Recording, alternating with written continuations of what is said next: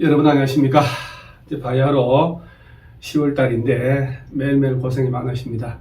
그래도 우리는 합격할 수 있다라는 희망을 가지고 하루하루 최선을 다하면 정의가 있다면 여러분들 합격하실 겁니다. 오늘은 지난주에 28회 기출문제 중에 이런 건 정말 틀리지 않아야 된다 하는 몇 문제를 복습을 한번 해보죠. 복습을. 국토법 전반적인 건데 이런 것들은 시험에 뭐 잘 안 나왔던 건데 그래도 한번 이때는 한번 읽어봐야 된다 해서 국토교통부 장관이 시범도시를 지정을 하는데, 여러분 시범도시 제도가 있다는 거 알아놓으셔야 돼요. 국토교통부 장관이 지정하는데 관계 중앙행정위원장은 요청을 할 수 있어요. 주민들 의견 듣고 해당 지자체장 의견 듣고 시범도시 지정할 때 그 대상되는 도시를 공모라는 말을 공개 모집을 한다.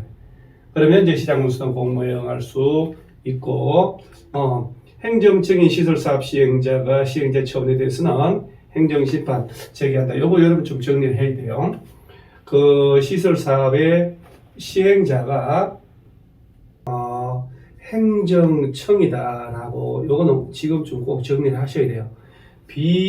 비행정청이다 이렇게 나눌 때 그 시설사업 시행자는 행정청이든 비행정청이든 위법 부당하다 그러면 행정심판을 제기할 수가 있는데, 그 행정청인 시행자다라고 이렇게 지문이 뜨면 이 행정청 속에는요, 원칙적으로 잘 보시면 특별시장, 광역시장, 특별자치시, 특별자치도, 시장 군수가 기본이고 예외적으로 국토교통부 장관하고 도지사도 돼요. 이 전부 다 포함을 하기 때문에 행정청인 시행자가 시설사업 시행자로서 처분했다, 누구한테 가서 심판 제기하냐 이렇게 할 수가 없어요. 그러니까 국토교통부 장관부터 군수까지 다 포함하니까 행정청이란 말 나오면 그저 간단하게 이럴 때는 행정심판법에 따라서 행정심판을 제기한다. 행정심판법에 따르면 뭐 시장문수가 처분했을 때, 시도지사는 장관이 했을 때 어떻게 가라라고 정해져 있으니까. 그러면 비행정청인 시행자라고 하면 행정청이 아니기 때문에 죄송합니다. 이게 좁아서 먼지가 나면 제가 재채기 나거든요. 비행정청이면 시행자면 어떡하냐? 비행정청이 아니니까 당연히 행정심판법 적용을 받을 수는 없죠.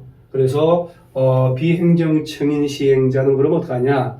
행정심판 제기를 못하냐? 민사소송으로 가야 되냐? 아니에요.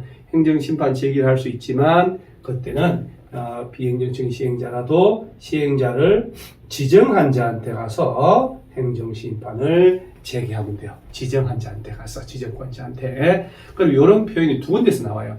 요 시설사업 아니면 시험에서 도시개발 사업을 환지 방식으로 환지 처분을 잘못했다. 예정 지정을 잘못했다. 그때도 행정청이다라고 하면 똑같아요. 행정심판법에 따라 심판 제기한다. 비행정청이다. 예를 들어 조합이다. 그러면 지정권자한테 가서 심판 제기한다라고 딱 알아놓으면 돼요. 둘 중에 하나가 가끔 언급을 하거든요. 그래서 이 얘기 때문에 이 문제 복습을 하는 거예요. 그 다음에 실시행위가 취소할 때 청문한다. 이 청문이 통째로도 나왔지만 이제 세 가지밖에 없습니다. 계도실이라 해서 계도실, 이 세 가지를 이렇게 외워놓으셔야 되는 게 이런 식으로 써먹잖아요. 이렇게 이 중에 하나 뽑아서 개발행위 허가를 했다가 이걸 취소하거나, 도시군 계획 시설 사업 시행자 지정을 했다가 이 지정 취소하거나, 도할 때 실시 계획 인가를 했다가 취소할 때 계도실이 이렇게 그냥 통째로는 못 내지만 이런 식으로 써먹을 수 있다는 거. 도지사는 도시군 기본계획하고 도시군 관리계획의 이 두 놈이 우리가 합쳐서 그 유명한 도시군 계획이라고 하잖아요. 국가계획의 취지에 부합하지 않는다고 판단되면 국토교통부 장관에게 변경을 요구하는 게 아니라, 도시군 계획이나 광역도시계획은 무조건 국가계획에 부합돼야 되고, 당연히 불일치하면 국가계획이 우선하는 거죠. 국토교통부에 가서 변경 요구 필요가 없어요. 당연히 국가기획이 우선한다. 그래서 이런 식으로 만드는 겁니다. 그래서 이 문제는 제가 3번, 4번 때문에 다시 한번 확인하려고 복습을 하자 한 겁니다. 그 다음에 공동주택의 리모델 나오면 여러분요, 공동주택의 리모델 나오면 주택법에서 리모델링의 개념을 아직 안 해오는 사람들이 많습니다. 이거는 이제 단순하게 수리만 하는 대수선을 하거나 증축을 위한 리모델을 할 수 있다 이렇게 되는 거예요. 그러니까 이제 리모델의 개념이 대수선하고 증축이란 말이죠. 그러면 대수선만 할 때는 꼭 외우세요. 지금이라도 10년 이상 경과한 걸 입증하면 돼요. 그럼 증축을 위한 리모델링은 사용검사 또는 사용승인으로부터 15년이 경과된이라고, 공동주택의 전용면적 30%까지 늘어날 수가 있어요. 전용면적 범위 안에서 세대수 증가를 할 수 있는데, 세대수는 전체 세대수의 15%까지. 이때 이제 세대수 증가하는 방법은 위로 올라가는 거잖아요. 이렇게 위로 수직 증축.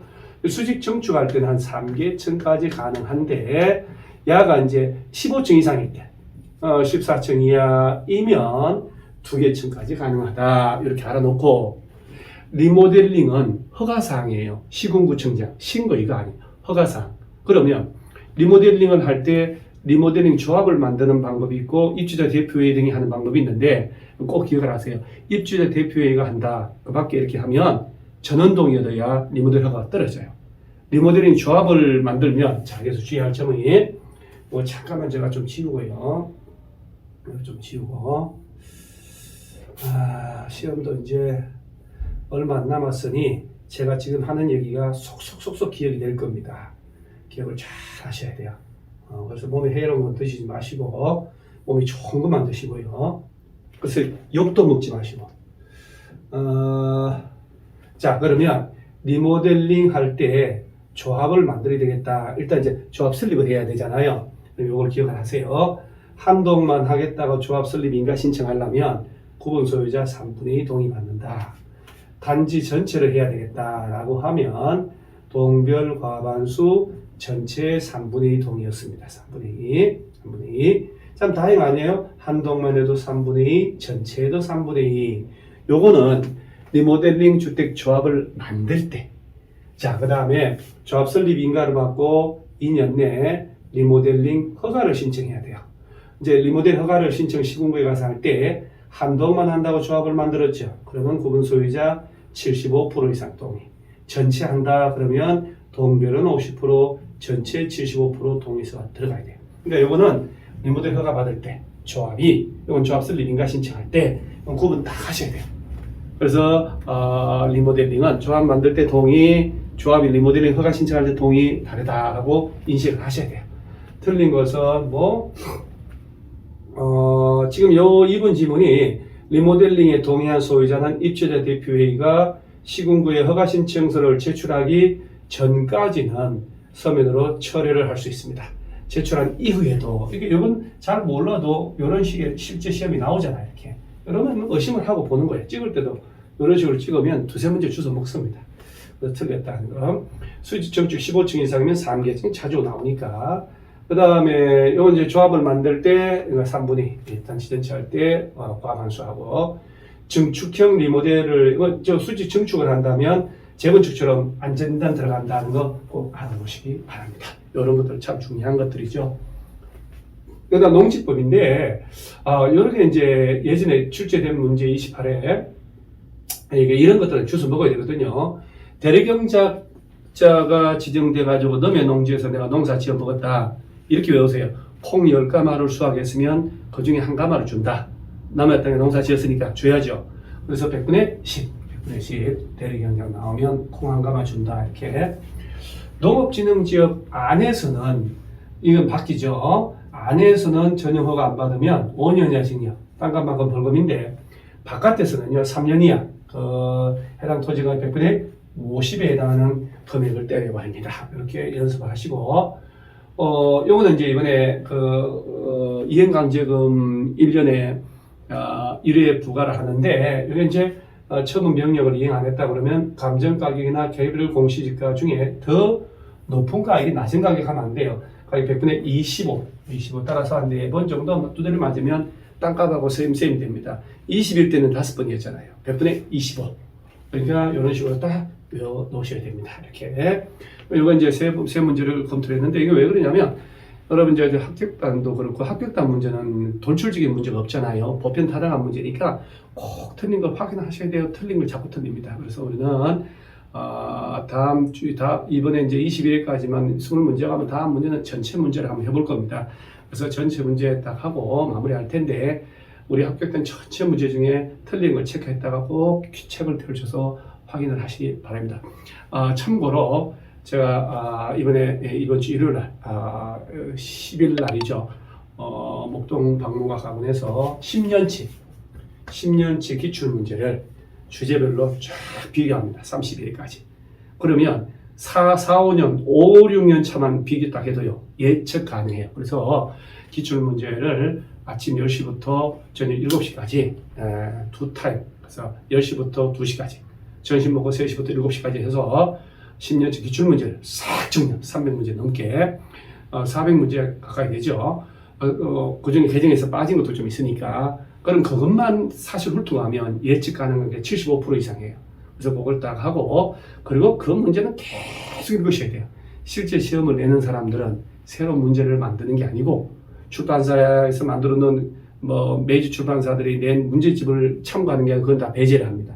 그래서 항상 고려하는 게 모든 법률 과목은 기출문제입니다. 기출문제만 철저히 분석을 해서 반복해 놓으면 75점 이상은 따놓은 당상입니다. 그래서 이번에 여러분들 혹시 만약에 현장에서 못 오면 동영상이라도 해서 10년치 기출문제를 꼭 정리를 하고 시험장에 가시기 바랍니다. 그것만 3번만 풀어도 우리는 국어공법은 40만 명이 넘게 접수를 했기 때문에 결코 쉽지는 않을 것이다.